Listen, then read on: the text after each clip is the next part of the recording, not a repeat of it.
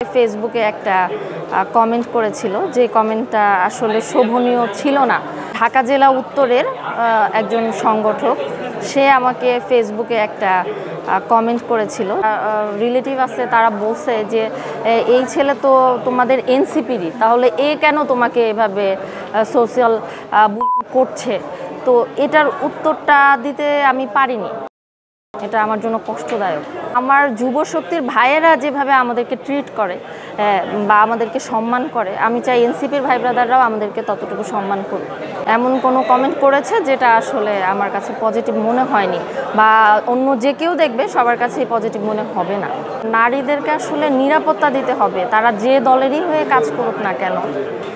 তাদেরকে যদি এই যে দলের হয়ে কাজ করে তারা পরিপূর্ণভাবে তাদের এলাকায় বুলিংয়ের যে ব্যাপারগুলো এগুলো